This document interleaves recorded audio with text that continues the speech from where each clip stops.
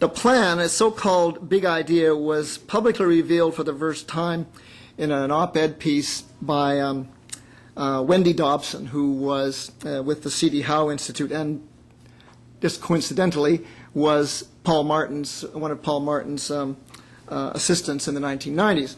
And she wrote in the Globe and Mail, and to give you an idea of how far the elite has gone in terms of its notion that we should protect Canada. Here's a quote from that op-ed piece. Canada should anticipate change and initiate a big idea that serves the major interests of its partner. On second thought, while channeling action in ways that best serve its own interests. Notice whose interests come first in that quote. It's not Canada's interest, it's American interest. Dobson claimed a key component of the big idea should be the handing over of Canada's energy resources as a sort of initial sacrifice. And I quote again, instead of waiting to be told what's expected of us, Canadian governments and industry should prepare for this possibility in a proactive way. I call it preemptive surrender. All of this was hatched by the same people who hatched the Free Trade Agreement, Tom d'Aquino and the Business Council on National Issues, which is now called the Canadian Council of Chief Executives. The reason they changed their name was that they realized there were no national issues because there no longer is a nation as far as the 160 corporate CEOs who belong to the BC&I are concerned.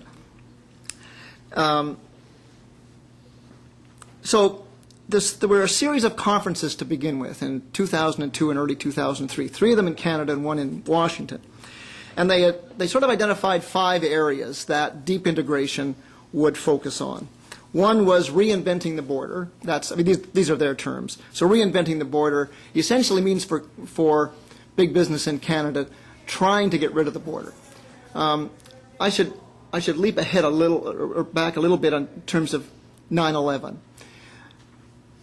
Big business in Canada had already decided that further integration was necessary between Canada and the U.S. Part of the reason for this was that the Free Trade Agreement was really supposed to be something that would light a fire under Canadian business so they would pull up their bootstraps and compete with American business, because Canadian competitiveness was low, productivity was low, American corporations were much more aggressive and more successful. But what turned out was that instead of competing with American corporations, Canadian corporations simply sold out and sold off to the highest bidder, and that's been going on, for the last 20 years. 95% of direct foreign investment in Canada goes to buying up Canadian companies.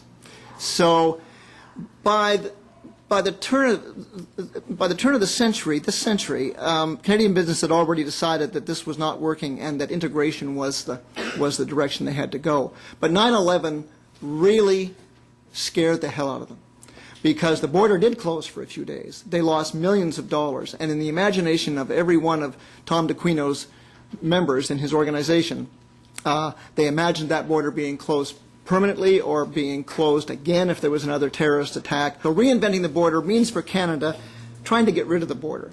And so Canadian business is willing to sacrifice virtually everything, our culture, Medicare, our water, our energy, in order to get access to the American market. Second one was maximization of economic efficiencies. Now translated, that means massive deregulation. And I'll talk more about that later. The third one is building on resource security. That's their security, not our security. We have virtually no policies in place that protect Canadian resources. A fourth one was sharing in continental and global security. Well, we know what that means. We participate in Afghanistan. We support the U.S. Hostile attitude towards Iran. And we have now completely adopted American policy towards Israel. And I think in any other situation in the world, we will be following American foreign policy. And the fifth part of this was that new institutions would be established that would, in effect, bypass Congress and Parliament in order to implement much of this. And that's what they're actually trying to do now in terms of how they're implementing it. So this is really the final stage of the Canadian corporate vision of Canada and its plan for the country, absorption of Canada as a nation into the U.S. economy and political system. Not formally into the political system, mind you. I mean, we would get the worst of both worlds. We would lose our own sovereignty, but it's extremely unlikely we would ever have a share of Americans' sovereignty. Now, as I said, this started with the first corporate rights agreement in 1988, but free trade and NAFTA failed. And so one way of looking at this is if you can't beat them, join them, and that's really the result of 15 years of NAFTA. So really, it began in 2002 with a series of conferences. Then you had, with the BCNI and others, establishing what was called the North American Security and Prosperity Initiative. So it was still a private initiative on the part of corporations in the U.S., Canada, and Mexico, but primarily pushed by Canada. In fact, in the initial discussions, it was almost exclusively the U.S. and Canada, and then it was realized afterwards that if you're going to expand the integration of Canada into the U.S., you have to expand NAFTA.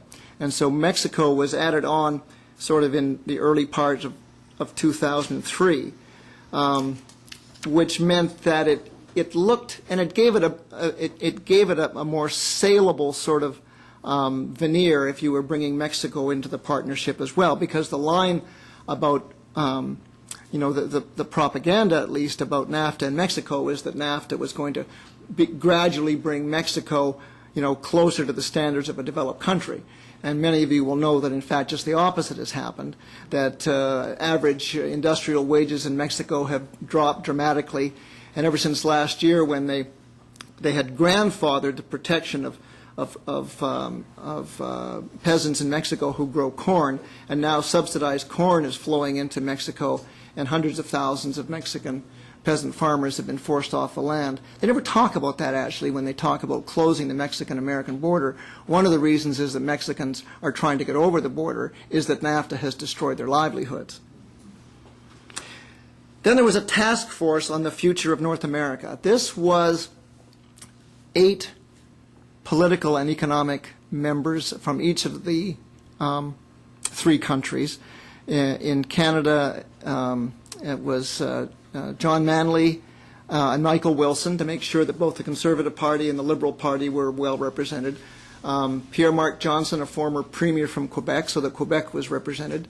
Tom DeQuino, and then to make sure that everyone understood that oil companies run this country just like they do the United States, there were 2 oil company executives on Canada's contingent on the North American, the task force on the future of North America. One of them was a guy by the name of Dinning, who ran for the Conservative Party leadership in Alberta and lost. Now, in 2005, it was finally formalized after much of what I would call sort of consensus building within the political and economic elite, because not everyone in business, in fact, not even everyone in big business supports this, and certainly not all of the political elite, including many people who used to be called Red Tories before Stephen Harper took over the Conservative Party, and there are certainly many liberals who oppose this as well. So what was needed on the part of big business was an elite consensus building process, and that really went on from 2002 to the late 2004. And then in 2005, the whole process was formalized by an agreement signed in Waco, Texas, although having signed this agreement, it might be better to call it Waco, Texas. But in any case, it was signed in the United States, and it was called the Security and Prosperity Partnership of North America, virtually identical to the name given by Tom DeQuino and his group, the North American Security and Prosperity Initiative. They met again in Cancun last year in 2006, and they're meeting this year in Montebello, just outside of Ottawa, August 21st to 22nd.